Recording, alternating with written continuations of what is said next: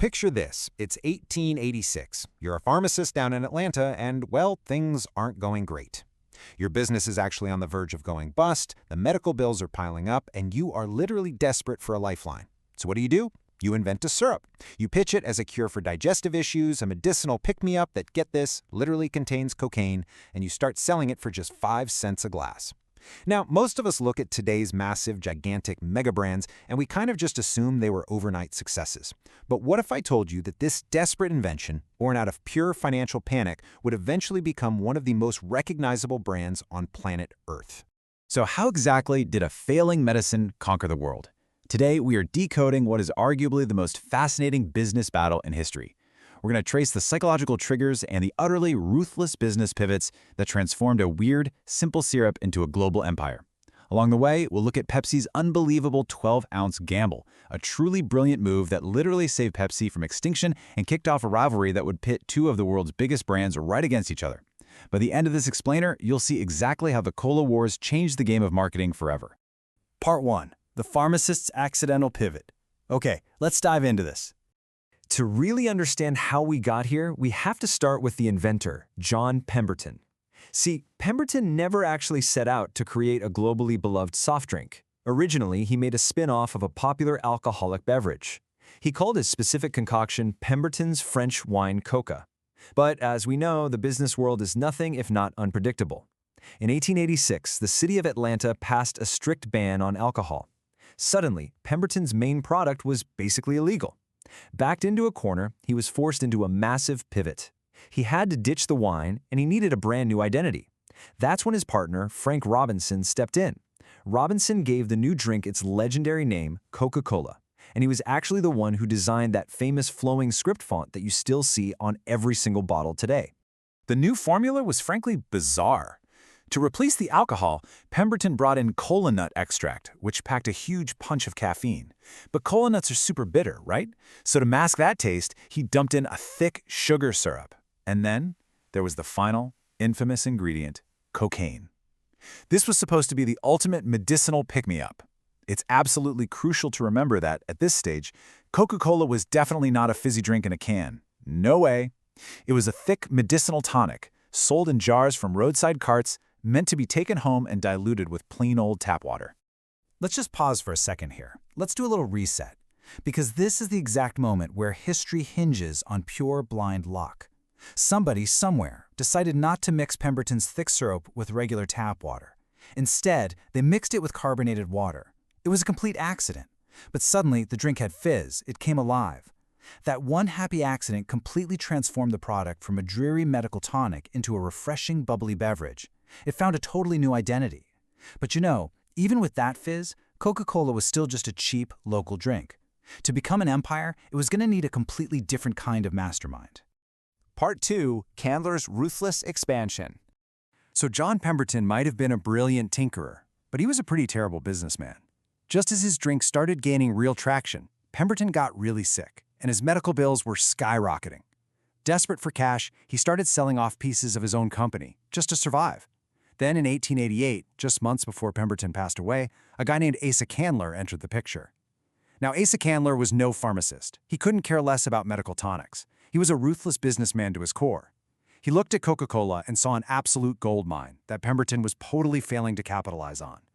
So Candler aggressively bought up the remaining rights to both the secret recipe and the brand name. Under Candler, Coca-Cola was no longer just Atlanta's little local secret. He pushed for hyper-aggressive distribution, getting that syrup into neighboring states, and basically transformed a small-town tonic into an absolute regional powerhouse. Part 3. The Birth of a Rival. The thing about runaway success is that it always attracts competition. As Coca-Cola was exploding, a North Carolina pharmacist named Caleb Bradham was watching very closely. Bradham ran his own soda fountain and actually sold Coca-Cola to his customers. Day in and day out, he saw the insane demand. And he realized something huge. If he made his own cola, he could keep all the profits instead of constantly buying Coke syrup. But Bradham knew he couldn't just copy Coke, he had to stand out. And this brilliantly illustrates his strategy. He formulated a drink that was noticeably sweeter to appeal to a different taste profile. And crucially, he absolutely refused to include cocaine. He relied exclusively on cola nuts for the drink's signature pep. He called this new creation Pepsi-Cola. The rival was born, and the battle lines were officially drawn. But here's the catch. Making a great product and running a great business are two very different things. Despite having a really clever formula, Pepsi's journey was incredibly rocky. Shaky business decisions and a serious lack of long-term vision plagued the company. Shortly after World War I, Pepsi was completely broke. They declared bankruptcy. The brand essentially died a quiet death, and to the outside world, it really looked like Coca-Cola had permanently won the war. Part 4. The 12-ounce gamble. Well, Pepsi wasn't dead yet. The bankrupt company was eventually scooped up by a businessman named Charles Guth. Where everyone else saw a failed knockoff, Guth saw massive potential. And he saw a highly disciplined way to save the dying brand. So, the crucial point is the sheer audacity of what Guth did next. He introduced a 12-ounce bottle of Pepsi and sold it for the exact same price as Coca-Cola's 6-ounce bottle, just 5 cents. He literally offered double the amount of cola for the exact same money. Guth didn't try to outmarket Coke's prestige. He just gave the everyday customer a totally logical, undeniable economic reason to switch. And wow, did it work. This value proposition worked so well that by the 1970s, this rivalry had escalated into all-out warfare, culminating in the incredibly famous Pepsi Challenge. The premise was just brilliant. Blindfold a customer, have them taste both Coke and Pepsi, and ask them which one they actually prefer. Because Pepsi was naturally sweeter, remember Bradham's original pivot, it consistently won these blind taste tests. Pepsi loudly broadcasted these victories on national television, and over at Coca-Cola headquarters, pure panic set in. Let's slow down for another quick reset here, because this leads to one of the most disastrous business decisions in history. In 1985, absolutely terrified by Pepsi's momentum, Coca-Cola panicked. They completely abandoned their century-old recipe and rolled out new Coke. It was a sweeter formula, specifically reverse-engineered to beat Pepsi in a taste test. But they forgot one massive thing. People weren't just drinking Coke for the taste. They were drinking it for the history, the nostalgia, the brand. Consumers violently rejected new Coke. The backlash was so catastrophic, the Coca-Cola had to beg for forgiveness and bring back the original recipe within months. It was a brutal lesson, proving that changing what people already love is far more dangerous than losing a little ground to the competition. Part 5. The Era of New Frontiers.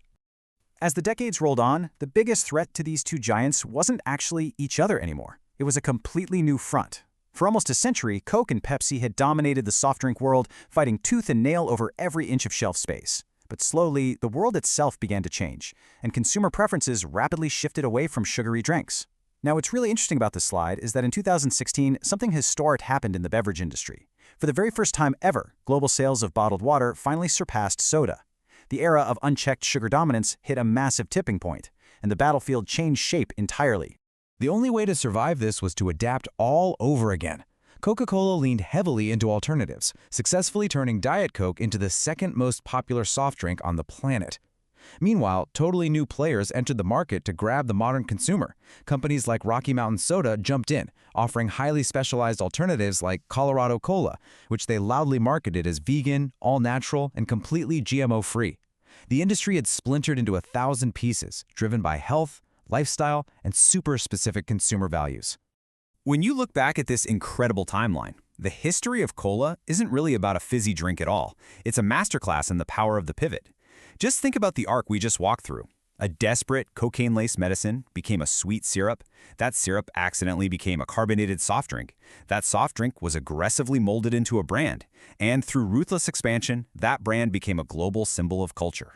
Coca-Cola survived Prohibition, it survived Pepsi, and it even survived its own horrifying panic with new Coke, all by constantly pivoting. Ultimately, the biggest lesson from the cola wars isn't about the ingredients inside a bottle. It's about the ability to change the story around a product. Marketing is fundamentally about rewriting the narrative to fit the exact moment in time. It's a deep psychological strategy that companies use every single day, on everything from the luxury cars in your driveway to the everyday items sitting in your pantry. Which brings us to a really fascinating question to leave you with. What product are you using right now, today, that did exactly the same thing? What totally normal item in your house is secretly the result of a desperate, last-minute pivot? Because the exact same psychology that transformed cola is driving a multi-billion-dollar industry right under your nose today. If you want to see how these brilliant tactics are being used right now, click the explainer on your screen to find out how the bottled water industry used these exact same strategies to make you pay for something you can get completely for free. I'll see you over there.